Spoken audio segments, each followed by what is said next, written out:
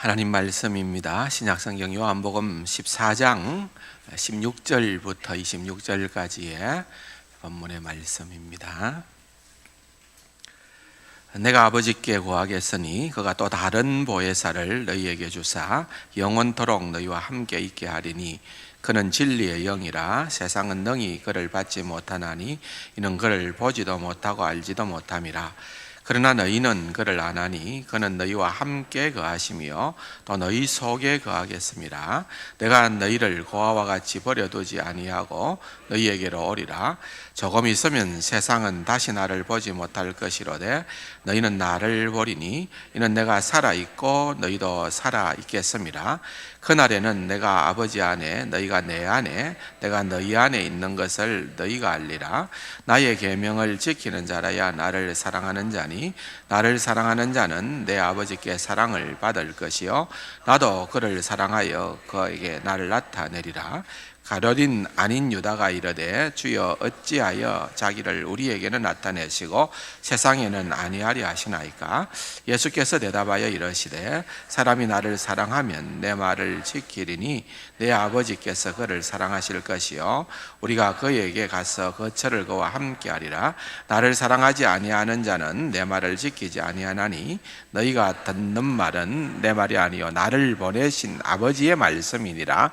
내가 아직 너희와 함께 있어서 이 말을 너희에게 하였거니와 보혜사 곧 아버지께서 내 이름으로 보내실 성령 그가 너희에게 모든 것을 가르치고 내가 너희에게 말한 모든 것을 생각나게 하리라.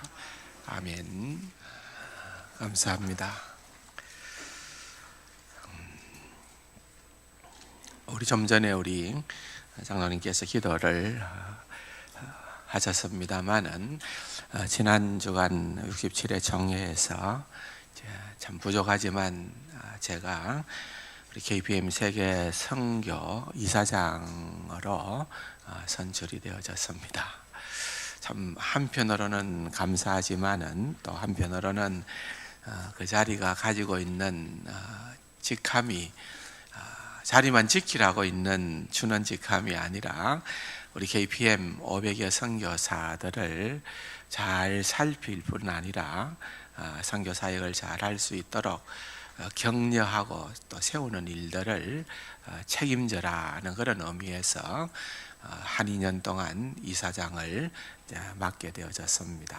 저보다 모든 면에서 나은 훌륭하신 목사님들이나 또 규모로 봐서는 또 선교에 훨씬 더 우리보다 큰 일을 감당하는 그런 교회들도 있었습니다만은 그럼에도 불구하고 제가 이런 중임을 맡게 된 것에는 또 하나님의 뜻이 있다 생각을 하고 두렵고 떨림으로 일들을 해야 된다고 그렇게 봅니다. 여러분들이 2년 동안 사실은 또 공교롭게도 지금 전 세계에 흩어져 있는 500여 선교사들을 지금까지는 이제 27개 지역부로 나누어진 것을 이제 이번 총회를 끝나고 나서 10월부터 12개 지역부로 나누는 작업을 새로 시작을 합니다. 그래서 큰 권역별로 그런 작업을 하게 되는데 그렇게 12개 지역부로 나누는 그러한 모임에 또 제가 일일이 또 가야 되는 그런 입장에 있기 때문에 일들이 참 많습니다. 어제 당회에도 그런 부탁의 말씀도 드리고 그렇게 했습니다만은 여러분들이 좀 많이 기도해 주시고 또 귀한 일들 감당하기에 건강이나 또는 때로는 물질적으로 필요한 그런 부분들까지도 하나님께서 잘 감당할 수 있도록 그렇게 여러분들이 많은 관심을 기도를 해 주시기를 부탁을 드립니다. 우리 KPM 선교사들이 거기에서 궁극적인 목표는 뭔가? 개혁주의 교회 건설입니다. 한마디로 얘기하면은 개혁주의 교회를 건설하고 그것을 그 현지의 지도자를 세워서 이양하고 철수하면은 선교사로서의 역할을 가장 충실하게 잘 했다 이렇게 우리가 간주할 수 있습니다. 개혁주의 교회 건설이에요. 교회는 그냥 교회를 세운다는 것이 아니고, 그렇다고 하면은 이 개혁주의 교회 건설이라는 것을 적어도 우리 KPM 선교사들은 가장 성경적 교회를 세우는 것이라 그렇게 생각을 하는 것입니다.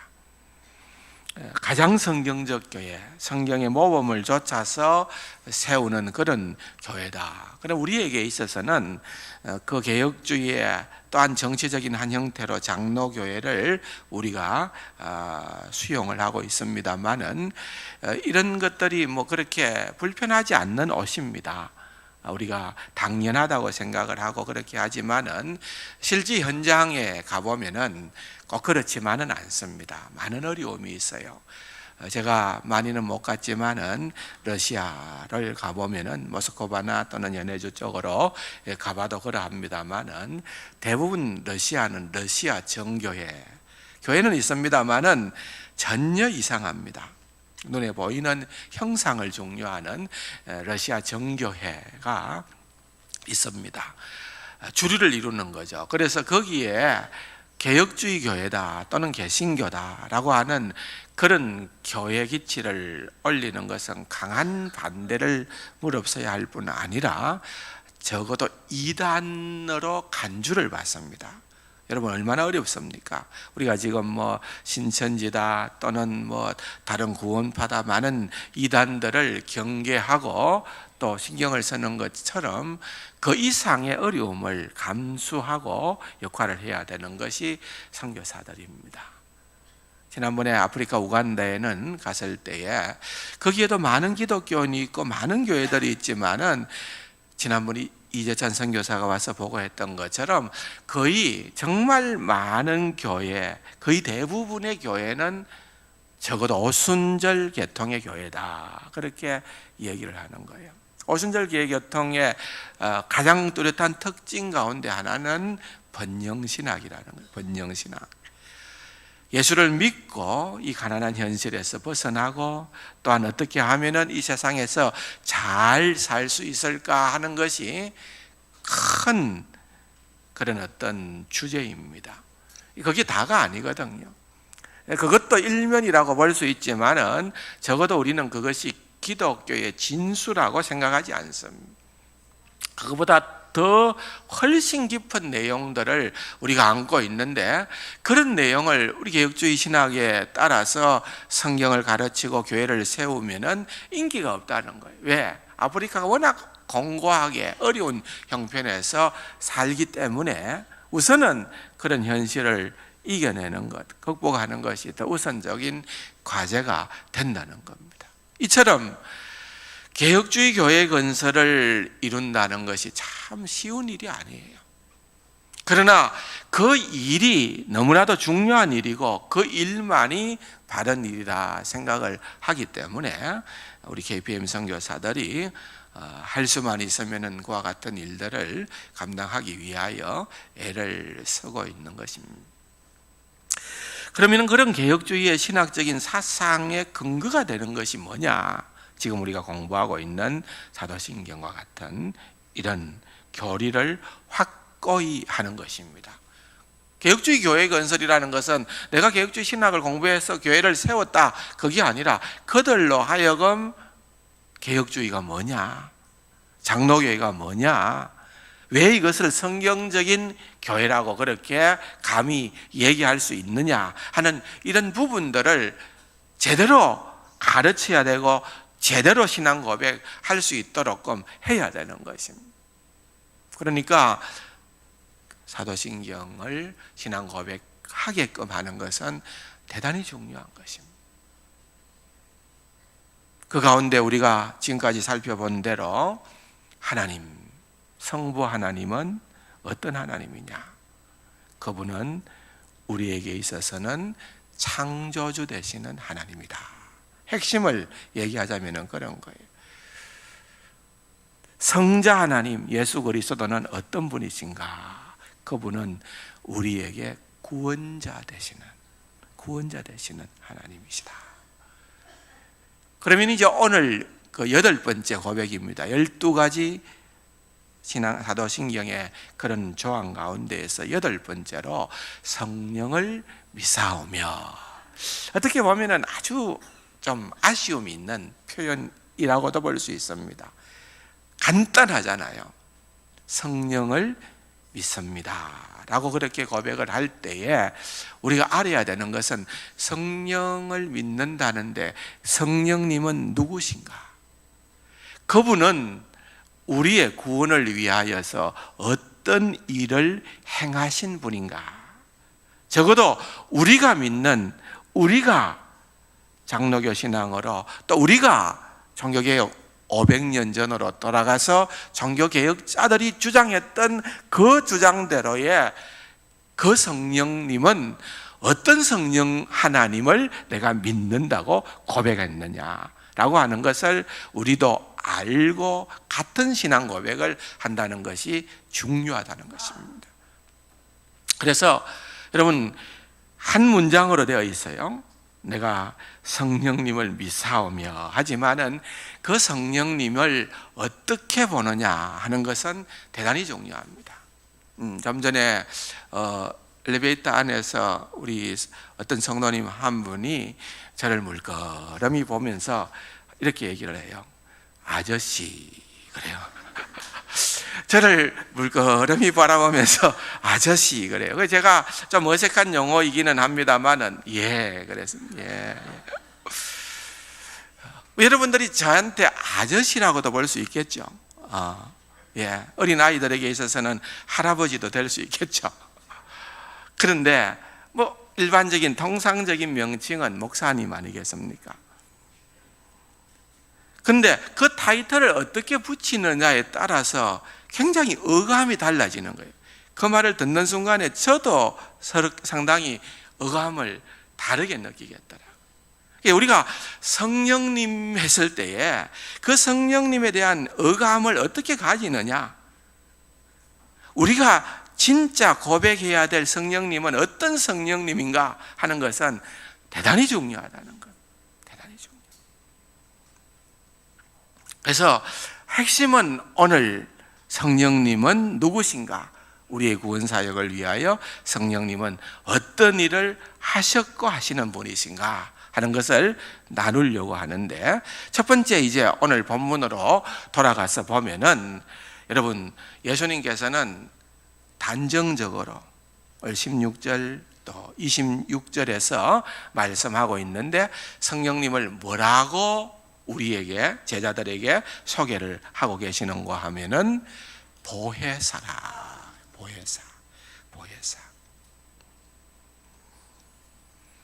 보혜사, 지킬보, 은혜, 은, 서성사자입니다.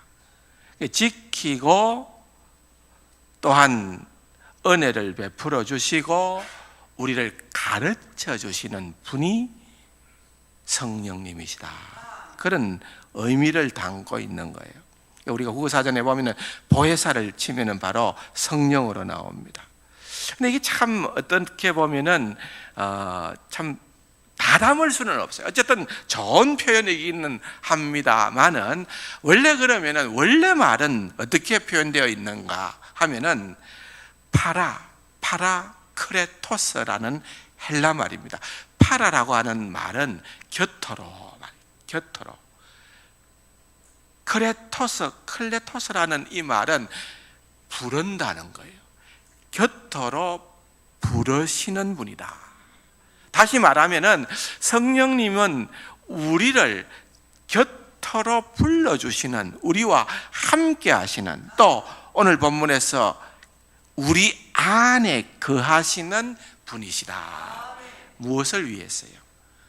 그분이 우리를 좀 전에 얘기했듯이 보호하시고, 또 때로는 우리의 공고한 형편마다 성령님께 도움을 구할 때에 말씀을 통하여 깨달음을 주시는 상담자가 되시고, 대언자가 되시고, 변호자가 되시고, 그런 분이시다. 성령님 할 때 카운셀러, 성령님 할 때 헬플러라는 말은 도움을 주시는 분이야. 그래. 그래서 여러분, 우리는 신앙생활을 할 때에 외로운 길을 내 혼자서 걸어가는 것이 아니라 우리에게는 성령 하나님께서 함께 하신다는 거예요. 삼위 하나님, 삼위일체 하나님을 두고 얘기할 때에 여러분, 이 성령 하나님의 가장 독특한 특성이 바로 이 부분입니다. 파라클레토스라는 말이에요.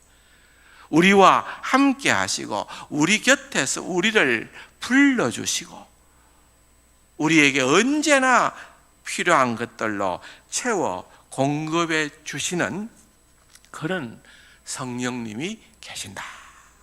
여러분, 얼마나 힘이 됩니까? 얼마나 힘이 됩니까? 그리고 사실은 그런 도움의 핵심으로 들어가 보면은 뭘 도와주느냐? 여러분, 우리 주 예수 그리스도의 구속 사역이 내게 온전히 성취되게끔, 내게 온전히 적용되게끔 도와주시는 분이 성령 하나님이시다. 그 말입니다. 오늘 본문에 보십시오. 16절을 같이 보면은요, 내가 아버지께 구하겠으니 그가 또 다른 보혜사를 너희에게 주사 영원토록 너희와 함께 있게 하리니 그랬습니다. 근데 보혜사는 보혜사인데 거기에 보면은 또 다른 보혜사를 주사 그랬습니다. 그러니까 원 보혜사가 있는데 두 번째 보혜사를 준다, 이런 의미거든요. 그 원 보혜사가 누구냐? 예수님 자신입니다. 예수님이 지금 3년 동안 제자들에게 내가 너희들에게 보혜사로 있었다는 거예요. 보혜사로. 근데 지금 제자들은 어떤 입장입니까? 이 다락방 강화가 시작되어지는 24장에서 16장의 이 내용의 배경은 이제 예수님께서 골고다에 가기 직전입니다. 예수님께서 제자들에게 내가 이제는 십자가를 져야 될 그 마지막 순간이 왔다. 여기 있는 너희들은 내가 더 이상 너희들과 함께 할 수가 없다. 너희들 가운데에서 더러는 나를 배반하기도 하고 너희들이 나를 끝까지 쫓아올 수도 없을 것이다. 너무나도 큰 어려움과 시련이 있게 될 것이다. 또한 그런 결정적인 어려운 순간에 내가 너희를 떠나겠다. 얼마나 제자들이 예수님의 이 말씀을 듣는 가운데에서 의기소침했겠습니까? 위축되었겠습니까? 그래서 주님께서 그들에게 다시금 위로하고 다시금 세워주시는 말씀을 해주시는 거예요. 내가 너희에게 또 다른 보혜사를 보내겠다. 여기 또 다른, 두 번째 보혜사, 또 다른, 이 다른이라는 단어도요, 우리가 그 헬라어의 그 원래 말로 가보면은 알라스라는 말인데, 헬라어는 다르다는 말이 두 단어가 있어요. 하나는 성질과 본질이 근본적으로 다르다는, 그런 다르다는 단어가 나오고요. 여기에 나오는 이 또 다른 단어는 성질과 본질이 동일한데 다르다는 의미입니다. 그러니까 예수님하고 같은데 다른 분이라는 거예요. 아주 쉬운 비유로는요, 내가 이제 제과점에 갔다고 치십시다. 빵을 하나 뜯었는데 이 너무 맛있는 거예요. 그 빵을 먹고 나서 하나 더 먹어야 되겠다 하고 같은 종류의 다른 빵을 더는, 같은 거예요. 본질은 같은 거예요. 그 다른 그 의미예요. 그러니까 성령 하나님과 성자 하나님은 삼위 하나님이다. 삼위일체 하나님 되시는. 그래서 내가 보혜사로 있었지만은 이제는 내가 그 역할을 하는 것이 아니라 이제부터는 너희들에게 또 다른 보혜사 성령님이 너희들에게 임하게 될 것이고 그 성령님이 너희를 위로하게 될 것이다 라고 하는 그 말씀을 오늘 본문을 통하여서 하고 있는 것입니다. 그렇게 한번 내용을, 오늘 본문을 정리를 하고요. 먼저 두 번째로 우리가 늘 생각하는, 우리가 가지고 있는 교리문답에서 가르치는 성령 하나님에 대해서 또 압축하고 요약하여서 좀 나누려고 생각을 합니다. 성령 하나님에 대한 신앙 고백이 아주 짧다는 것은 우리가 사도신경으로 신앙 고백하고 있는 저와 여러분들에게는 가장 아쉬운 부분 가운데 하나라고도 볼 수 있습니다. 그런데 사실은 곰곰이 들여다보면은 말틴 루터, 종교개혁자 말틴 루터는 얘기하기로 이제 그 다음에 등장하는 거룩한 공교회로부터 9번째로 시작되는 이 고백과 그 다음 마지막 영생을 믿습니다 하는 이 고백 전체가 성령님과 관련되어진, 다시 말하면 성령의 사역과 연관되어져 있는 그런 신앙 고백이기 때문에 성령 하나님에 대한 신앙 고백이 결코 짧지는 않다는 거예요. 그것까지도 성령 하나님에 대한 신앙 고백의 범주에 넣어야 된다는 거예요. 그렇다고 한다면은 어떤 의미에서는 성령 하나님에 대한 신앙 고백은 창조주 하나님에 대한 신앙 고백보다도 더 풍성할 수 있습니다. 그런 부분들은 이제 왜 그렇게 되어졌느냐 하는 것은 이제 앞으로 계속 나머지 부분들을 생각을 해보면은 말틴 루터가 그렇게 주장을 했던 이유가 있구나 하는 것을 우리가 깨달아 알게 될 것입니다. 내용적으로 들어가서 보면은 그런 부분이 있다는 것을 먼저 아시고요. 그런데 우리에게 전수되어져 있는 가장 아주 귀한 신앙 고백서, 신조 가운데에 우리에게 잘 알려지지 않은 신앙 고백서가 있는데, 하나는 그것은 주 381년에 제정되어진 니케아 콘스탄티노플 신앙 고백서가 있습니다. 이것은 대단히 중요한 신앙 고백서입니다. 그런데 이것은 동방서양 교회로부터 다 같이 인정을 받는 그런 교리서인데, 거기에 보면은 성령님에 대한 부분을 조금 더 구체적으로 묘사를 해 놓았습니다. 제가 한번 잠시 소개를 하겠습니다.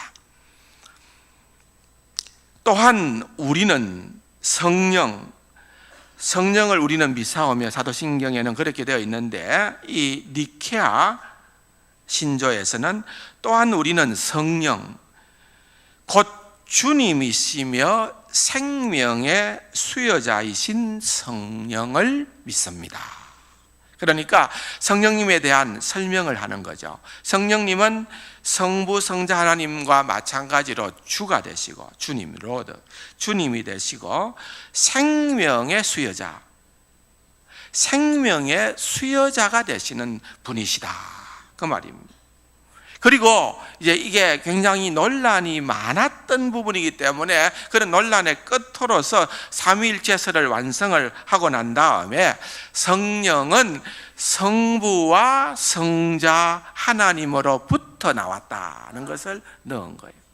성부와 성자 하나님으로부터 나왔고, 그 다음에는 성부와 성자와 더불어 예배와 영광을 받으시며, 이게 이제 아주 중요한 겁니다. 이게 가장 니케아 신조 가운데 핵심인데, 성부, 성자와 더불어 함께, 도무지 성령 하나님이 격이 낮은 것이 아니고 성부 하나님과 성자 하나님과 더불어서 똑같이 예배와 월십, 경배라는 말이죠.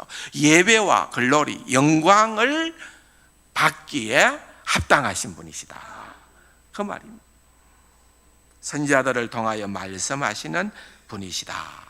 다시 말하면은 이 수십 년간의 삼위일체 논쟁이 계속되다가 최종적으로 이것이야말로 성경의 진정한 가르침이다 하고 결정을 하고 니케아 신조가 만들어졌거든요. 그래서 니케아 신조가 만들어지면서 성령 하나님에 대한 부분을 조금도 약화시키지 아니하고 삼위 하나님 그 위치로서 같은 신앙 고백을 하게끔 구체적으로 만들어 놓은 신조가 니케아 신조라는 거죠.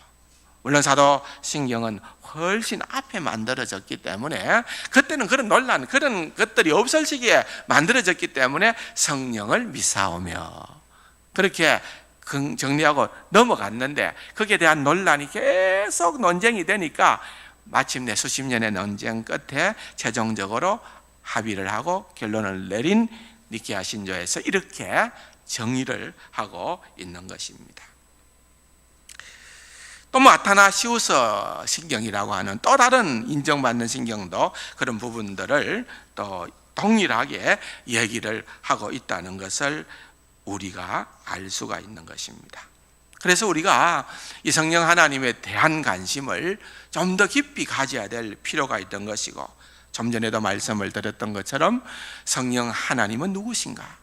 두 번째로 성령 하나님께서 우리의 구원을 위하여서 하시는 일은 무엇인가 하는 그 부분을 생각을 하면서 성령을 믿습니다 라고 하는 부분을 고백을 해야 된다는 것입니다.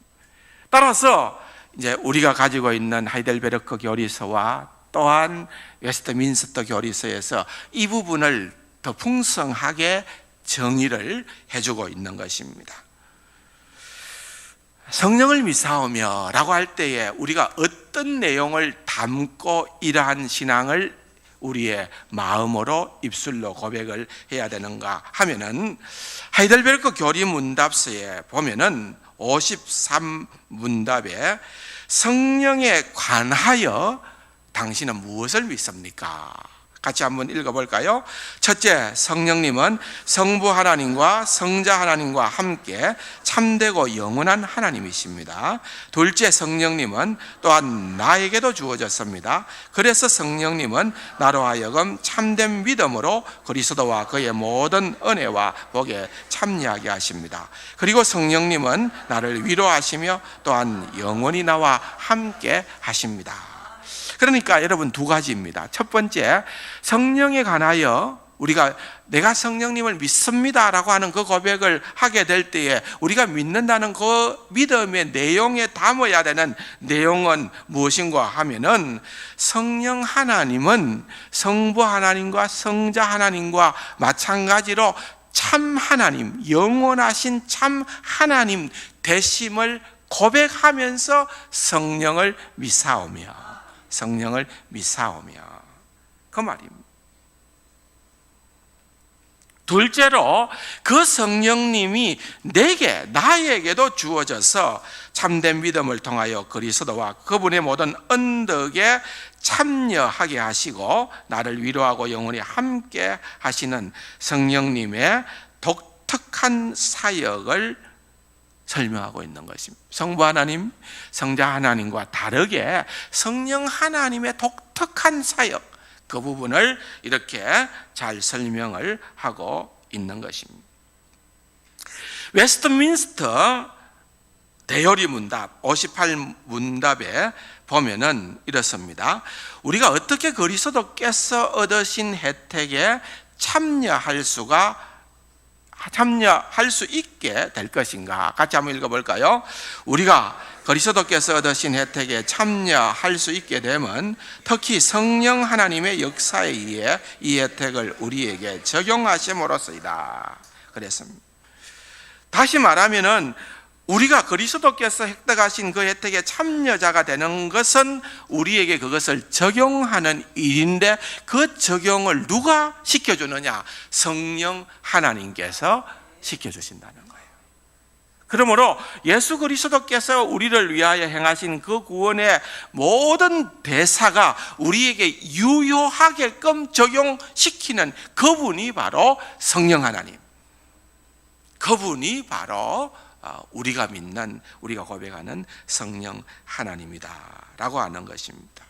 소요리 문답도 마찬가지입니다. 29문답에 보면은 그리스도의 성령께서 그 구속을 우리에게 효력 있게 적용하여 주심으로 우리는 그리스도의 값주고 사신 구속에 참여하는 자가 됩니다. 성령 하나님께서 그렇게 적용을 시켜 주신다는 것입니다. 그래서 소요리 문답 30에 보면은 성령은 그리스도께서 사신, 피 흘려 사신 그 말이죠. 사신 구속을 우리에게 어떻게 적용하시는가 한번 같이 읽어볼까요? 성령께서 그리스도의 사신 구속을 우리에게 적용하시는 것은 우리 안에 믿음을 일으키시고 또 혈력 있는 부르심으로써 우리를 그리스도와 연합하게 하신다.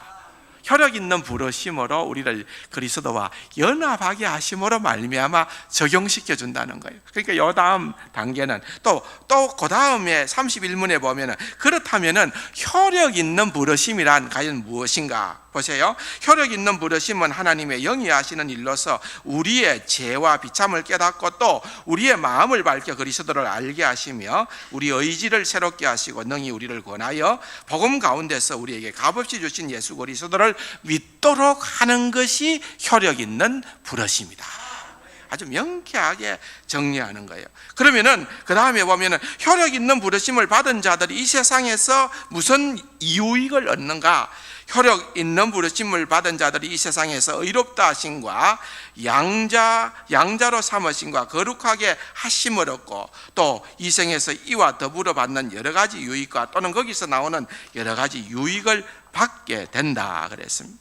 의롭다 하심은, 그럼 의롭다 하심을 받는 것이 있다 했는데 의롭다 하심은 무엇인가? 의롭다 하심은 거저 주신 은혜의 행위로서 그가 우리의 모든 죄를 용서하시고 자기 앞에서 우리를 옳게 여겨 받아주시는 것인데 다만 그리스도의 의를 우리에게 돌려주시고 우리는 오직 믿음으로 그 의를, 그리스도의 의를 받는 것이다. 다 정말 정교하고 간략하게 요약을 해놨지 않습니까? 자, 보세요. 그 다음에 보면은 양자로 삼는다는 것이 무엇인가? 같이 한번 읽어볼까요? 양자로 삼는다는 것은 하나님이 거저 주신 은혜의 행위로서 이로 인해 우리를 하나님의 자녀의 수요 중에 들게 하시고 그 모든 특권을 누리게 하시는 것이다. 여러분, 여기 어디 이만희가 설 자리가 있습니까? 여기 어디 신천지가 19만 9천이, 14만 9천이 들어갈 자리가 있습니까? 여러분, 그러니까 이런 우리의 명확한 교리를 제대로만 우리가 갖고 있으면은요, 우리의 믿음이 그렇게 흔들릴 이유가 없다는 것입니다. 그런 의미를 한번 우리가 간단하지만 이렇게 알고 넘어가자는 거예요. 예를 들면 거룩하게 하심은 무엇인가? 거룩하게 하심은 거저 주신 은혜의 역사로서 이로 인해 우리가 하나님의 형상을 조차 전인격이 새로워지게 되고 점점 죄에 대하여는 능히 죽고 의에 대해서는 능히 살게 되는 것을 의미하는 것이다. 칭의 양자 거룩게 하심, 이생에서 어렵다 하심과 양자로 삼으신 것과 거룩게 하심에서 함께 받게 되거나 또는 거기서 나오는 유익은 무엇인가? 이생에서 의롭다 하심과 양자로 삼으신 것과 거룩하게 하심에서 함께 받거나 또는 거기에서 나오는 유익은 하나님의 사랑을 확실히 아는 것과 양심이 평안한 것과 성령 안에서 얻는 쾌락과 은혜의 더함과 끝까지 굳게 참는 것이다. 신자의 부활할 때 그리스도에게서 무슨 유익을 받는가? 신자가 부활할 때 다시 살아나게 되어 심판날에 공적 인정을 받는 것과 죄 없다 하심을 받고 완전히 복을 받아 영원히 하나님을 협조하게 즐거워하는 것이다. 복음을 듣고 교회 안에서 생활하는 사람들은 다 구원을 얻는 것인가? 이게 이제 유형교회, 무형교회에 대한 이야기인데요. 또 그렇게 들어가면 또 좀 너무 복잡할 것 같으니까 이 정도 정도로 일단은 해볼게요. 이처럼 우리가 가지고 있는 교리서, 우리 교리서에는 우리가 가지고 있는 의문에 대한 모든 해답들을 다 정리를 해두고 있는 거예요. 그냥 단순하지를 않아요. 그 많은 고민들, 논쟁 끝에 생겨났던 그런 부분들까지도 여러분 구원의 역사와 그 순서가 어떻게 전개되어져 가고 결국은 우리의 앞날에 우리의 미래가 어떤 일들이 일어나게 될 것인가 하는 부분들까지도 세밀하게 살펴주고 있는 것을 볼 수가 있는 것입니다. 그러므로 여러분 이 성령 하나님에 대해서 우리가 사실은 조금 더 풍성하게 접근하고 풍성하게 알기 위하여서 노력하는 것이 대단히 중요합니다. 그런데 접근 방법이 대단히 중요해요. 성령 하나님 하면은 내가 기도하면서 피골방으로 돌아가면서 내가 금식하며 기도하면서 내가 하나님으로부터 성령으로부터 특별한 무슨 음성을 듣는 것이다, 내가 성령의 어떤 은사를 받는 것이다, 내가 방언을 받는 것이다, 내가 뭔가 신비한 체험을 하는 것이다, 내가 성경이 아닌 어떤 성령의 새로운 음성을 듣는 것이다, 뭔가 신비한 경험과 체험을 자꾸 성령님과 결부시키려고 하는 잘못이 우리에게 있는 겁니다. 핵심은 무엇인가 하면은 성령님은 우리 주 예수 그리스도를 온전히 드러내는 거예요. 무엇으로 어떻게 드러내느냐?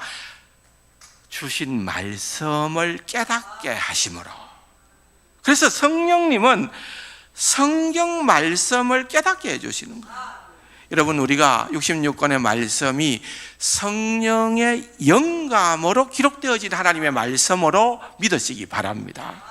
그래서 이 말씀은 저절로 우리의 지혜로, 우리의 능력과 이해로 알게 되는 것이 아니라 성령의 조명 아래서 이해되고 해석되는 겁니다. 이것은 충분한 겁니다. 여러분, 우리의 구원과 우리의 구원 이후의 모든 성화의 과정 가운데에서 하나님의 말씀, 이것 부족한 게 조금도 없습니다. 하나도 없다는 거예요. 그래서 우리가 이 성경을 놔두고 다른 데서 어떤 무엇을 더 필요로 하는, 내 구원이나 내 믿음 생활과 나의 신앙생활에 더 필요로 하는 것을 충족하고 채워줄 수 있다고 생각하는 것은 절대로 아닙니다. 무조건 아닙니다. 아멘이십니까? 예를 들면은 웨스트민스터 신앙고백서 1장 6절에 보면은 한번 띄워보세요. 제일 마지막에 있는 것 가운데 하나죠. 성령에 대하여 한번 같이 읽어봅시다. 하나님의 영광, 그리고 사람의 구원과 믿음과 생활에 필요한 모든 것에 관한 하나님의 전체 계획은 성경 안에 분명히 기록되어 있고, 그렇지 않으면 성경을 근거로 삼아 바르고 필연적인 결론을 연역할 수 있다. 그렇지만 어느 때를 막론하고 성령의 새로운 계시나 인간의 유전에 의하여 아무것도 이 성경에 더할 수 없다. 그러나 말씀에 계시된 것은 구원에 유효하도록 이해하려면 성령의 내적 조명이 필요하다는 것을 우리는 인정한다. 그리고 우리는 하나님을 예배하는 일이나 교회 정치에 관하여서는 항상 지켜야 될 말씀의 일반 법칙을 따라 본성의 빛과 그리스도인의 분별에 의해 조정되어야 할 인생의 행동과 사회의 규범이 있다는 것을 인정한다. 복잡하지만은 다른 많은 의미가 담겨 있는 말이지만은 그 중간에 핵심적인 부분 가운데 하나는, 여러분, 우리는 성령의 새로운 계시나 인간의 전통이나 유전에 의하여 아무것도 이 성경에 더할 수 없다. 그것이 우리가 신앙 고백하는 신앙 고백이에요. 웨스트민스터 신앙 고백서에 나타나 있는 그러한 내용들이에요.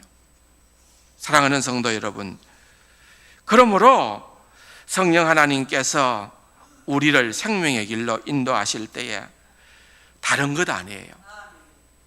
하나님 말씀으로입니다.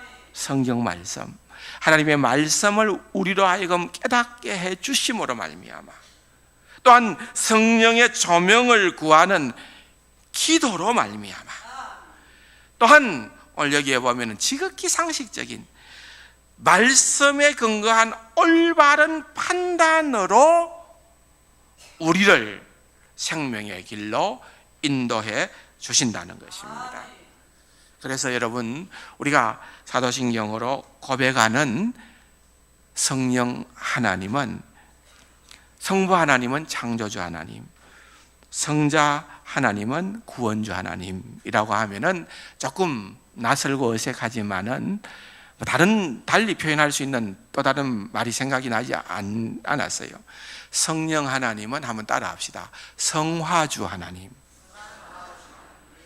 순리는 비슷해서 좀 근데 그게 아니고 성화. 구원받은 우리를 성화시켜 주시는, 그 성화의 여정 가운데 우리를 순서에 따라서 완성시켜 주시는 그 일을 예수 그리스도의 구속의 사역이 우리에게 온전히 적용되어질 수 있도록 그렇게 해주시는 하나님이 성령 하나님이다. 그 성령 하나님의 방법은 성경을, 말씀을 더 밝히 드러나게 해주시는 것이다. 26절 아니겠습니까? 마지막으로 오늘 본문의 26절 한번 읽고 마치겠습니다.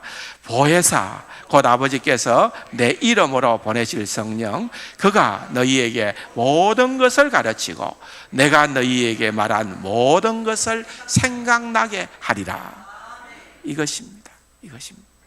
그래서 성령님, 내가 성령을 믿사오며 라고 고백할 때에 그 성령님은 보혜사 성령님, 우리에게 성화를 이루어 주시는 성화주 성령님, 우리에게 예수 그리스도의 구속의 역사를 아주 실제적으로 적용시켜 주시는 하나님, 우리로 하여금 더 이상 무엇이 더 요구되거나 필요한 것이 없는 완전한 구원에 대한 완전한 해답이 있는 하나님의 말씀인 성경을 온전히 깨닫게끔 인도해 주시는 하나님, 성령 하나님이 우리와 늘 동행할 수 있도록 위하여 기도하시는 귀하고 복된 은혜가 있기를 주님의 이름으로 축원합니다. 좋으신 아버지 하나님, 은혜 사랑 감사합니다. 성령 하나님이 계시기에 우리는 못났지만은, 우리는 부족하지만은 우리에게는 너무나도 감사한 일이며 최고의 소망인 줄로 믿습니다. 성령님, 우리에게 말씀을 더욱더 깨닫게 하여 주시고 밝혀 주시사 우리 주 예수 그리스도를 바로 믿고 주께로 선한 인도함을 받아 하나님께 영광 돌릴 수 있는 귀하고 복된 은혜를 더하여 주옵소서. 예수님의 이름으로 감사기도 드립니다. 아멘.